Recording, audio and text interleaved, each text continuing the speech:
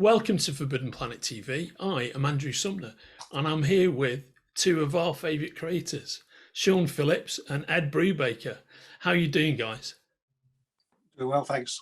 Yeah, great. Thanks. It's good to see you both, and of course you're right smack bang in the middle of this incredible run on your Reckless books, and we're here to talk about volume 4 in the Reckless series, The Ghost in You, which anybody watching this conversation can pre-order from the links attached to this conversation. But before we get into that, the third volume was Destroy All Monsters, which was incredibly well received and I know sold incredibly well. How do you feel about the response to that volume 3? Oh, great. I mean, it's hard to gauge the response not being on social media as much, but I know the sales were really strong on it, and my public email and my newsletter, I got a lot of good responses from it. It seems like more and more like pop culture, like podcasts and stuff started talking about it, and that was really a lot of fun. Kareem Abdul-Jabbar recommended it a couple weeks ago in his newsletter goes out to like tens of thousands of people. So I was just like, wow, like real world people are reading this book. I did have to Google who it was, obviously, because I didn't know. It's like imagine David Beckham, but plays basketball or something. I'd usually have to Google David Beckham as well. Yeah. so the only reason I know who he is because we've published 2 of his books. He very unusually, you might know this, Ed, but Kareem Abdul-Jabbar writes Sherlock Holmes fiction. Yeah. He's like a big Holmesian. Yeah. He's a massive Holmesian. He writes books from his older brother's point of view, right? But he's Mycroft. So Mycroft is a book that we publish at Titan, and cool. Yeah, so we got into this very interesting scenario with him where he visited us in the office when we were setting up the book. Except we're all English, so we know he's a celebrity, and we're having a nice chat with him and everything. But when we then went to San Diego to do the panel for the book, it was like it was like he was Jesus, to me. And it was just such an odd experience to see somebody who has that level of celebrity, but it's difficult for you to access it yourself and to recognize that. Yeah, it's like when we were in Europe for the first time, you see like someone who's big in Europe and England that you've never heard of, and they have the #1 thing on whatever their version of MTV is. You're like, who's Robbie Williams? That's exactly. He is exactly the example I was thinking of. Yeah. Or like your friends from Europe who come back and they're like singing some song about being blue, and you're like, no, that song never hit here. Exactly right.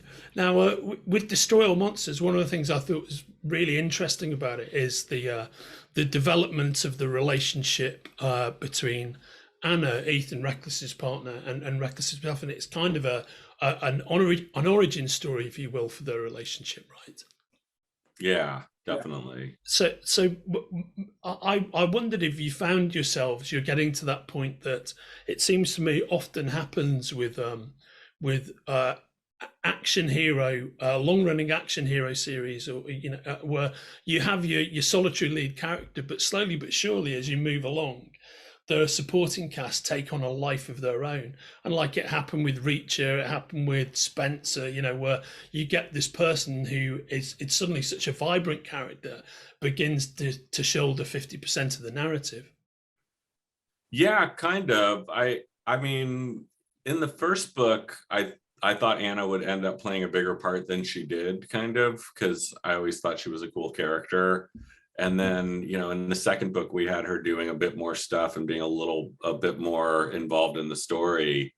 But I knew by the third book, I was like, oh yeah, I want to spend more time with this character and have her be more of a, because at that point, by the third book, she's been working with him for almost 10 years or something at that point. And I was interested in that aspect of it too, of like, what is it like to, for 10 years, your best friend is like a girl who's 10 or 15 years younger than you. And, and then she's going from being like a punk teenager to like an adult all of a sudden. So I thought that would be really a good thing to focus on around the action plot story.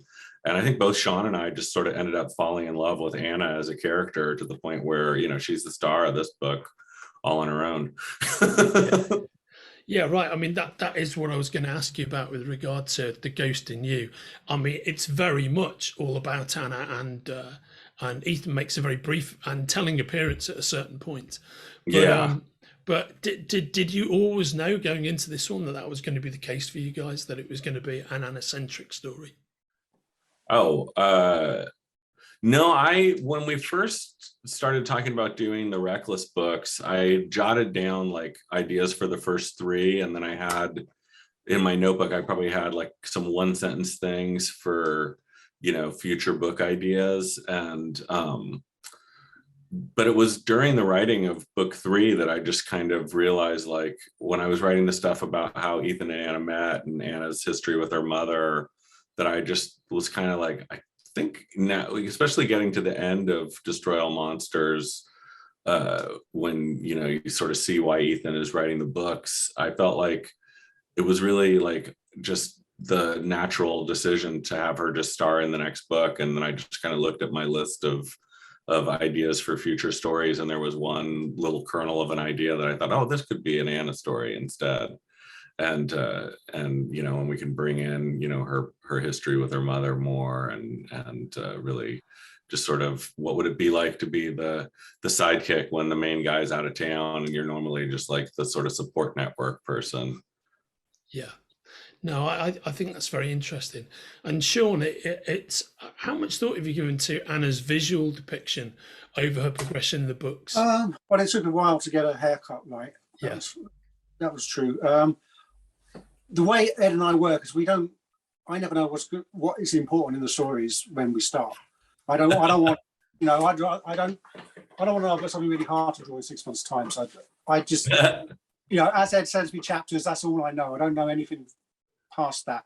So if I'd known right at the beginning that Anna would have been in like 100 pages of the 4th book, then maybe I would have made a bit more of an effort of getting them right at the beginning. But definitely got there now. I thought by the end of, by all through the 3rd book, I think thinking, oh, she's great. Like I thought she was great the whole way. I don't know. I don't know. I just think visually it took a while for me to get used to her as well, I think. But that's the way of any character. It just happened easier with Ethan because he's on almost every page. Yeah. As a reader, what I thought you were doing was, it looked to me like she had a certain aesthetic sensibility, the coloured hair, etc. But you were, as you would do if you were a female, over the course of 10, 15 years, despite having that baseline aesthetic, she was changing her haircut, she was playing around with her look, and that felt very real to me. We talked about that stuff. Sorry. Oh, I was just saying we did talk about that stuff, like what the fashion would sort of go from punk to sort of mod to like post-punk hipster. Go ahead, Sean. Sorry. Yeah, no, that's what I was going to say. Yeah, I mean, the roots of her look are still there, because she was a young punk, but and that still comes into quite a lot. But she changes like everyone does. There's not many people that keep the same look forever. Yeah. Yeah, that's the cool thing, because Ethan basically does. Ethan looks exactly the same all the time. He's looking a little bit older as he gets older, I think. Yeah. But mostly he changes because I don't go look back at the old books. So I'm just drawing him how I think he looks. And then if I check, it's like, he doesn't look quite I don't think there's no one notices that stuff. but again, people do subtly change over time. Well, often with there's lots of men who are friends of mine, I know, as opposed to my female friends who often changed up and redefined their looks from generation to generation. I know a lot of dudes who had a particular look that worked for them, say, and then their hair fell out. So. And all they do is get bald. Yeah, which Ethan hasn't done. Yeah. No, not never yet. No, he never will. We saw him in the future. We saw him in 2022 or 2021 or whatever at the end of book 3. Yeah, but he still had his hair. He still had some hair. Yeah. Now, and Ethan's more of the Sean model of aging. yeah, absolutely, yeah, absolutely. And from what I can see, it looks like your progeny are blessed with the same brilliant like hair follicles as well. Though, Yeah, Sean. Jake definitely is. Yeah. He's got to make the most of that while he still can. So you touched upon something I wanted to ask you about, which is in Destroy All Monsters we get to see contemporary Ethan Reckless for a bit. Do you have are you going to explore the later parts of his life as you go on down the line? Yeah, that was something I hadn't actually planned on that when I was writing the script, and I was working on the last couple of chapters and trying to think of what to do for because we have like usually the structure of the books is we open with like a prologue that's sometimes like a flash forward, and then we end with like an epilogue chapter. And I was working on the epilogue chapter in my mind, and I was thinking like, what can I do here to make it more interesting? And I just kept thinking about the fact of like, it's almost never revealed in first person narrative adventure things like this. Like, why is this person telling you these stories? Like, it's very clear Ethan has been talking to us from a modern point of view about things that happened to him in the past.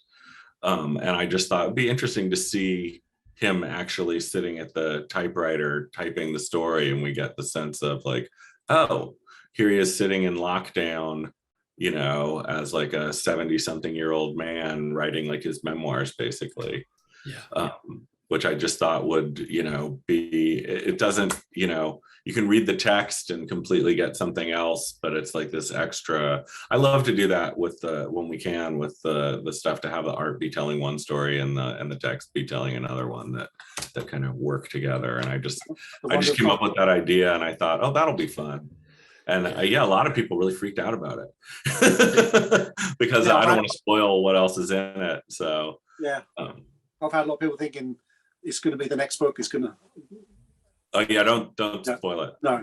Yeah. I mean, again, as my reader experience was, I thought it was redolent of, there's some PI novels, you get the sense that the narrative is happening immediately. And then if you read any sort of like Robert B. Parker, there's definitely some distance between Spencer's narrating voice and what he's going through. So there'll be giveaway moments like you go, in that year, I was living here and I was driving this, Yeah. And I think I think that's quite an interesting, having that vantage point and then having underlined by the scenes that you see in Destroy All Monsters. I think there's something very interesting about that, about the fact that it's somebody putting down their life for posterity. Well, and also, I mean, there's such a underlying theme in Ethan about, his sort of obsession with, I would say environmentalism, but more like this sort of doom, like apocalyptic view of humanity and the world. So to actually like see that he's writing it from a time when it's feeling like, hey, we're starting to live through the early days of the apocalypse. It's like it's almost like a vindication for him. Something that I get, and something that I really liked about Ghost in You is once again it feels like the narrative in each of the books is kind of lent into the Hollywood history thing, which I guess that's a door that gets opened by the fact that you have Anna and Ethan operating out of the El Ricardo, and there's that whole cinema aesthetic. But there's a really nice callback in Ghost in You to the golden era of Hollywood and some dark stuff that happens there, and then you get tied into the whole Evelina vampire type of persona. When you were drawing those scenes, Sean, do you do you have to go back, and when you see the old Hollywood party scenes, do you use any specific reference for that? A little bit. I mean, I try. I always feel like I should do a lot more research than I do, because there's never time. Ed does supply some stuff, and I do look at some period stuff for the stuff a long time ago. So like in that particular book, there's stuff in the 20s and 30s and up until, so that stuff. Yeah, I'd go. There's always like, Fred Astaire's in the background or stuff like that. Sometimes Charlie Chaplin, I try to do some one panel. contemporary. If there's like a celebrity party, then there'll be contemporary celebrities in there. But we don't try not to make a big deal of it. I don't draw anyway, so to make it that obvious. So there's always plenty that people miss. Yeah, it's just a flavour that informs what you're looking at. Right? Yeah. I mean, it helps. I always look at old photos because you get a lot more naturalistic poses of the people.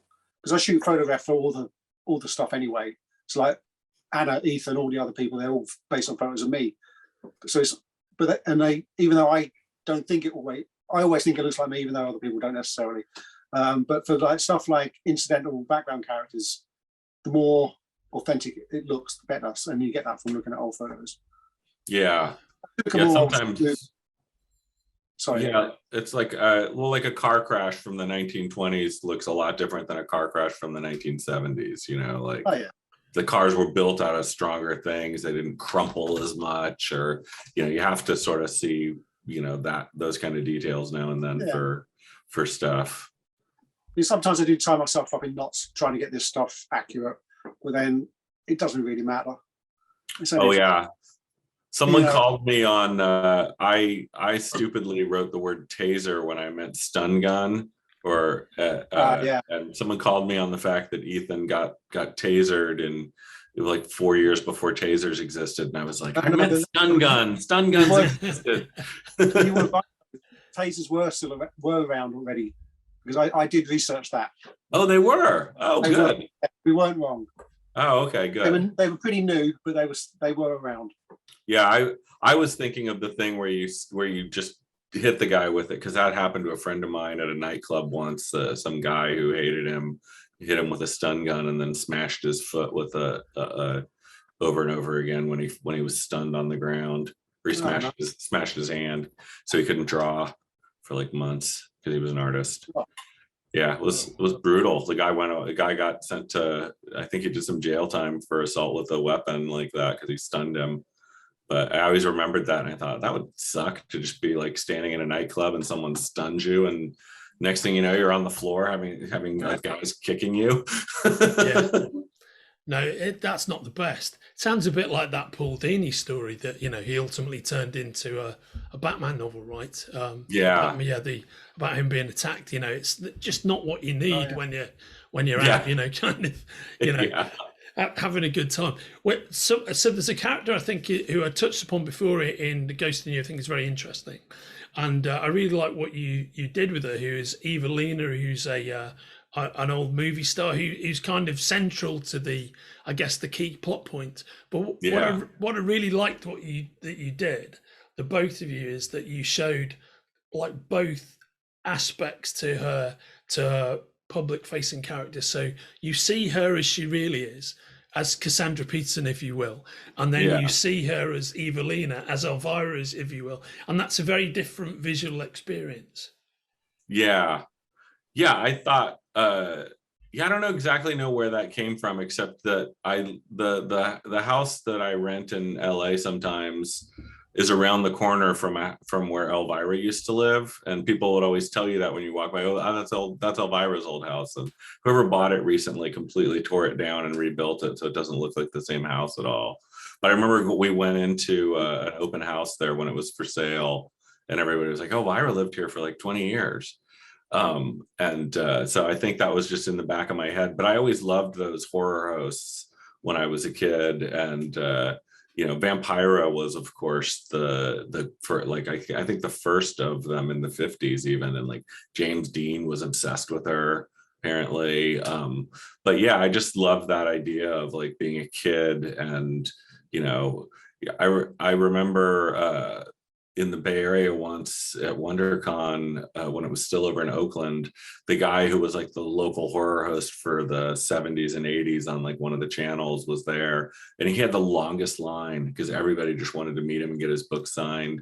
And I just thought it's a whole different kind of fandom than exists anymore, really. It's like, people like Forey Ackerman or these guys. And so I just thought the idea of like a woman horror host being like someone that Anna, of course, like grew up loving, would just be like a fun client to have.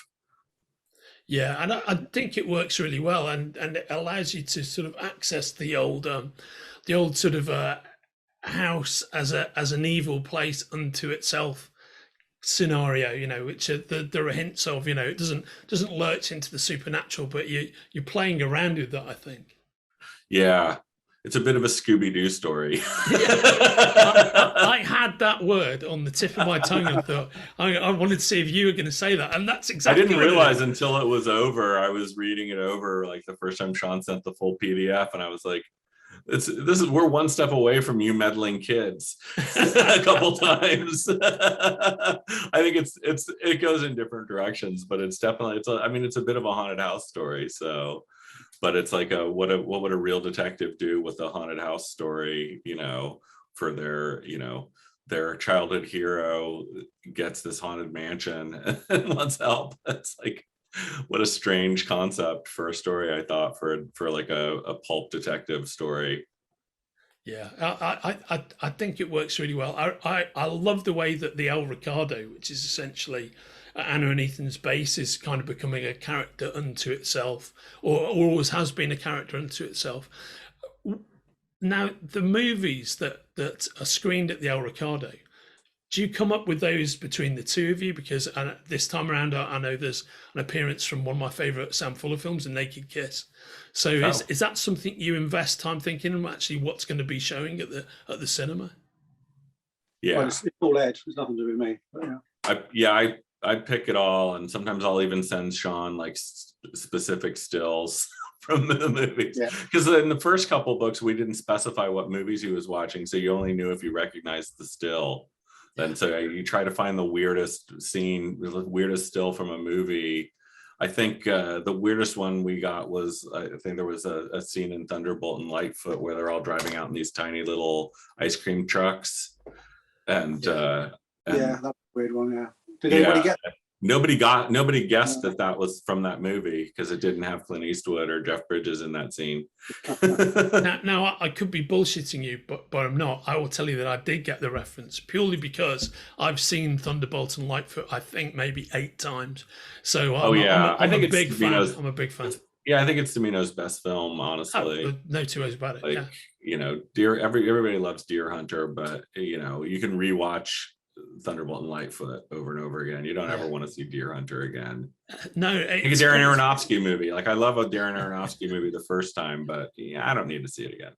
It's that classic Aronofsky description of the greatest films you're only ever going to watch once because they're such brutal experiences. Yeah.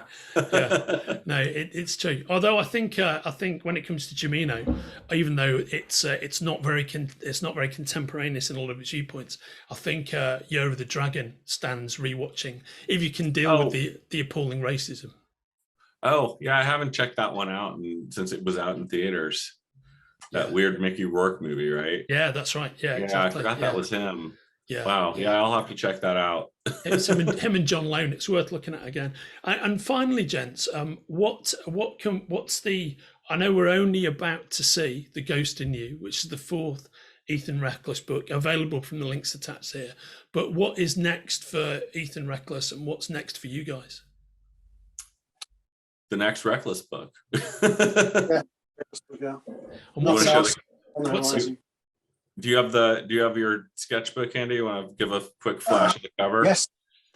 And I'm going to pause this Reckless themed episode of Forbidden Planet TV with Ed Brubaker and Sean Phillips, just as Sean Phillips is going to get his sketchbook with the details of Volume 5 of Reckless, because we're here talking about Volume 4, The Ghost in You. And we're going to come back for the second half of this conversation and get into Sean's notebook. So I'll see you soon for that second half. Take care. If you're enjoying watching Forbidden Planet TV and you're enjoying watching us talk to the world's most interesting and accomplished filmmakers, authors, artists, musicians, creators, subscribe right here. See you soon.